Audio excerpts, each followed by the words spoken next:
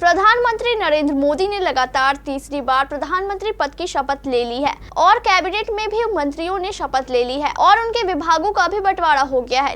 लेकिन एक बड़ा सवाल लोगों के मन में रहता है कि आखिर कैबिनेट मंत्री तो अपने विभाग देखते हैं, लेकिन राज्य मंत्री का क्या काम होता है और उसके साथ ही स्वतंत्र प्रभार वाले मंत्री क्या काम करते हैं, इन पर कौन सी जिम्मेदारियां दी जाती है।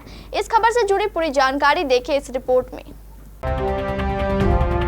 भारतीय जनता पार्टी के नेतृत्व वाली तीसरी एनडीए सरकार के शपथ ग्रहण के बाद सोमवार को प्रधानमंत्री नरेंद्र मोदी ने 71 मंत्रियों के मंत्रालय आवंटित कर दिए हैं। मोदी सरकार में 30 कैबिनेट मंत्री हैं, 5 राज्य मंत्री स्वतंत्र प्रभार और 36 राज्य मंत्री बनाए गए हैं। सरकार में 3 तरह के मंत्रियों की नियुक्ति की जाती है। इन मंत्री पदों से जुड़ी अलग अलग जिम्मेदारियां और अधिकार तय किए जाते हैं। मंत्रिमंडल में 3 प्रकार के मंत्री होते हैं: कैबिनेट मंत्री, राज्य मंत्री, स्वतंत्र प्रभार और राज्य मंत्री। सवाल उठता है कि इन मंत्री पदों में क्या अंतर होता है और इनकी भूमिकाएं किस तरह की होती है। केंद्रीय मंत्रिमंडल में कैबिनेट मंत्री सबसे अधिक अधिकार संपन्न होता है। दूसरी श्रेणी में राज्य मंत्री आते हैं, जिसके अधिकार कैबिनेट मंत्री से कुछ कम होते हैं। इसके बाद तीसरी श्रेणी में राज्य मंत्री होते हैं, जिनके अधिकार अन्य मंत्रियों से काफी कम होते हैं। केंद्र सरकार में प्रधानमंत्री के बाद मंत्रियों में सबसे अधिक ताकतवर कैबिनेट मंत्री होते हैं, जो कि सीधे प्रधानमंत्री को रिपोर्ट करते हैं। कैबिनेट मंत्रियों को एक से अधिक मंत्रालय भी सौंपे जा सकते हैं और उनकी समूची जिम्मेदारी उनके पास होती है। इन मंत्रियों का मंत्रिमंडल की बैठकों, जिनमें सरकार अहम फैसले लेती है, इसमें मौजूद होना अनिवार्य होता है। आमतौर पर काफी अनुभवी सांसदों को ही कैबिनेट मंत्री का पद दिया जाता है।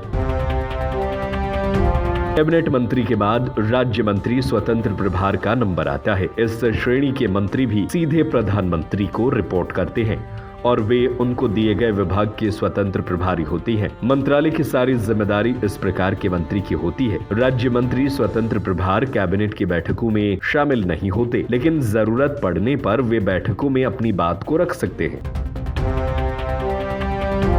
तीसरी श्रेणी के मंत्री राज्य मंत्री होते हैं। राज्य मंत्री वास्तव में कैबिनेट मंत्री के सहयोगी होते हैं। वे प्रधानमंत्री को नहीं, बल्कि अपने कैबिनेट मंत्री को रिपोर्ट करते हैं। आमतौर पर मंत्रालय के आकार के हिसाब से एक कैबिनेट मंत्री के अधीन 1 या 2 राज्य मंत्री नियुक्त किए जाते हैं। गृह, वित्त, स्वास्थ्य, शिक्षा जैसे बड़े मंत्रालयों में कई विभाग शामिल होते हैं। इनमें से अलग अलग विभागों का जिम्मा राज्य मंत्री को सौंप दिया जाता है।